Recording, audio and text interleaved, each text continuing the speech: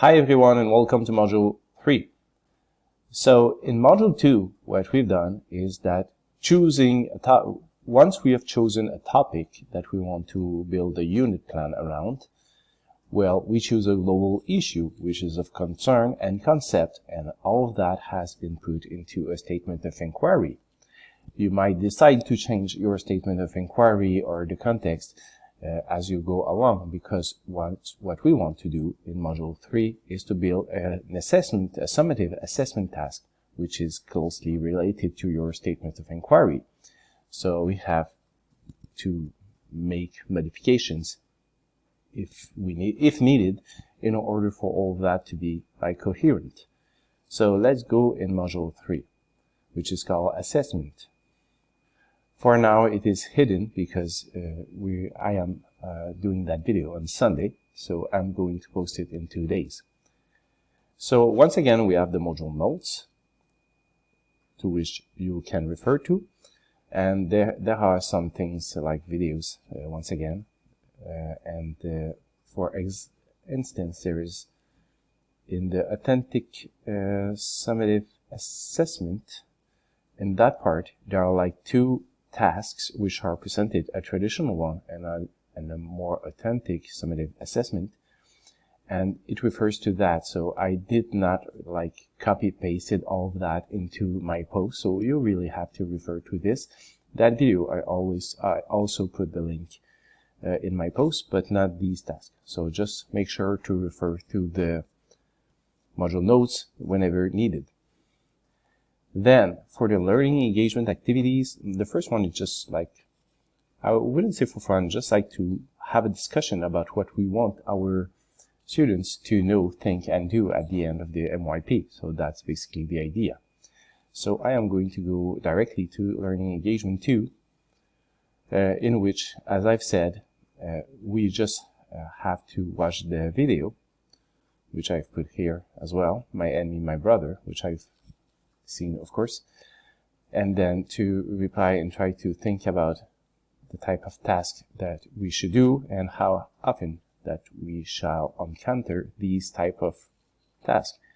And there is no really right and wrong answers. We will have a discussion about that, and perhaps during a virtual meeting. I know that it often just come up, but I'm going to let you share what you are doing in your school. So once again, refer to that, to the two type of summative assessment, in order to do learning engagement activity number 2. In the third one, sometimes I would like to attach all of the files, but sometimes there is a limit, and I can't figure out why. For some activities I can't attach large files. I've tried to modify the settings, and for some reason now it doesn't work. So sometimes you just have to refer to the documents that you've downloaded before. So here, this is the main activity, the learning engagement activity number 3. So you are asked to think about a task which is authentic. And one of the ways to ensure that our task is authentic is to use the GRASP model. And there is, I have put in a document which explains it perhaps a little bit more, but we want to give a goal which is clearly referred to the statement of inquiry.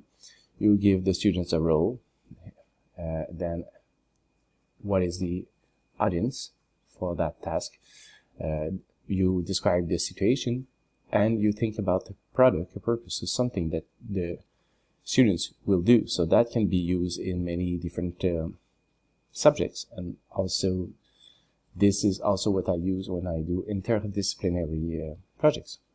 And then you have to select standards and criteria in order for that task to be evaluated. So using that, there's also attach also to the post, if it doesn't work, the link, the Galileo. It's just a rubric which defines how authentic is the task. So there are more than just authenticity, but if I refer to the first page, then we try to be more and more authentic.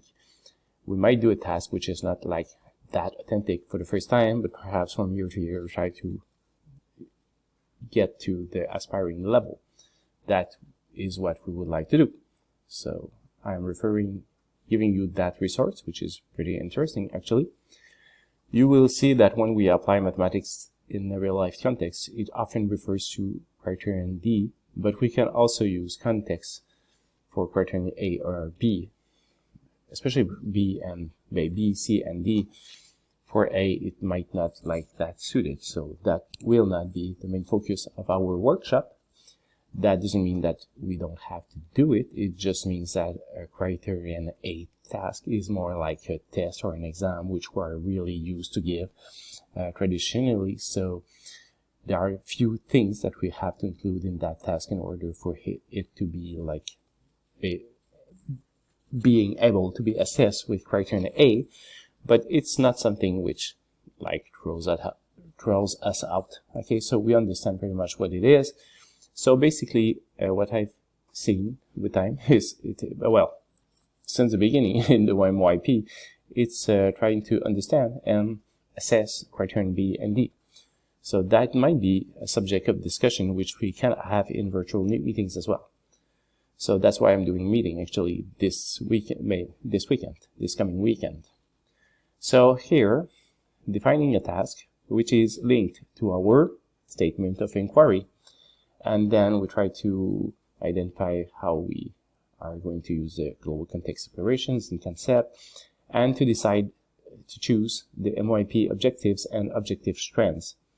So it's not enough only to say, for instance, if I go in the mathematics guide, if I go here in criterion D for year 5, okay, I'm here in year 5, what we choose is either year 1, 3, and 5.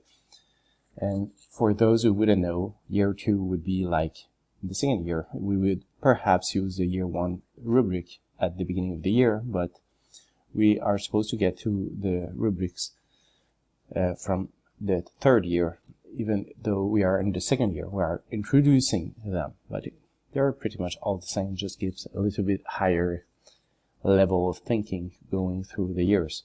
And what makes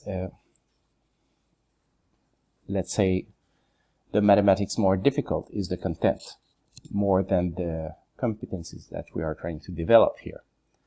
So going back to criterion D, if we don't ask the students to justify the degree of accuracy of a solution or to justify if the solution makes sense, then we might select only the strand I, and I. So if I select only these three, it's okay. Okay, we have that opportunity, but we have to evaluate all of the strands at least 2 times per year.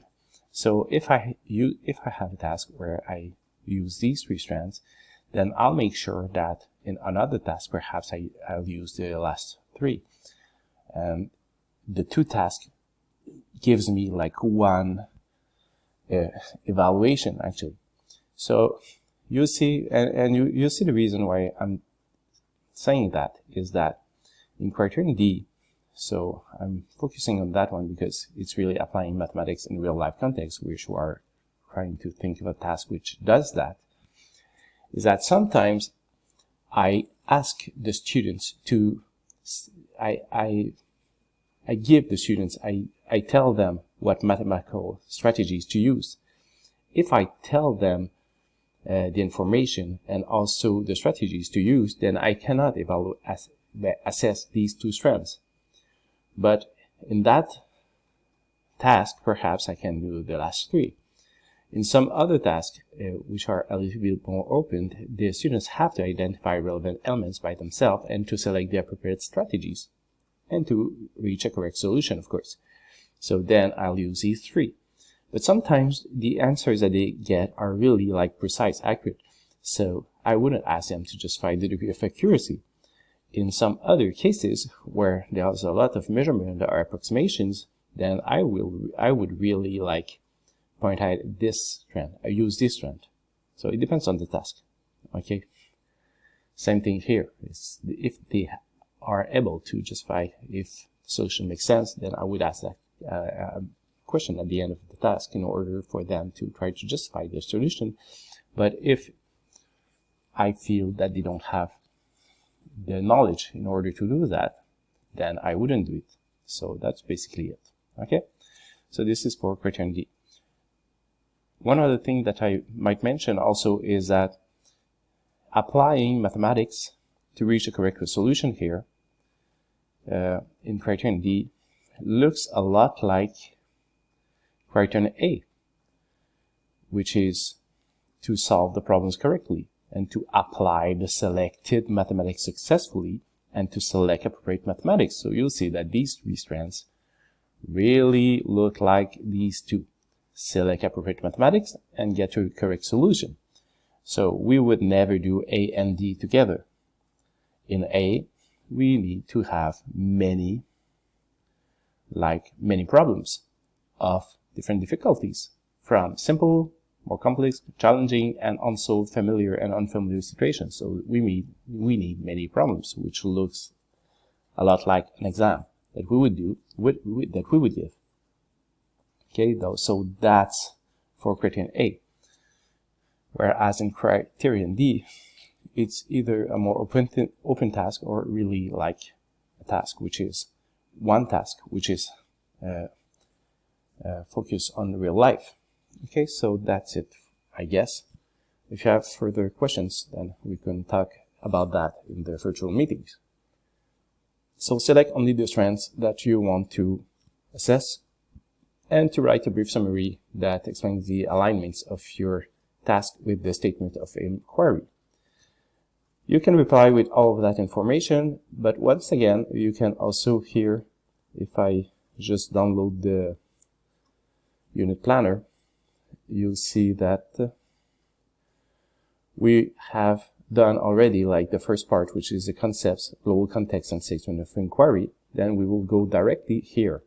The objectives is the strands, A, B, C, D, and the strands. The summative assessment here would be, I just will write it fast, the grasp, assessment task, authentic task, and here the relation between the statement of inquiry would be the third thing. So these are the three things that you want to answer like in that learning engagement activity. So I know that it is a very important learning engagement activity. Then learning engagement 4, it's how do we give clarifications. So I'll go back directly here. We would use the grid here, the rubrics, and you will see in the module notes that they want you to try to adapt it in order for the students to understand it in context. So there are good examples. You can go there. I've started also a link here which you can edit and add with that rubric. But if we want to contribute and just copy paste that rubric and do all of the others, that could be a great resource for all of us. So there are 3 parts, but only one post, please. One which is changing the wording to make the rubrics adapted to the task. The second one is to think about what oral clarifications that we would give. And the third one would be what kind of information that we would give on a task sheet. So about your task. So that follows the other learning engagement activity, just to try to make it for that activity, which prepares actually the fact of doing that task.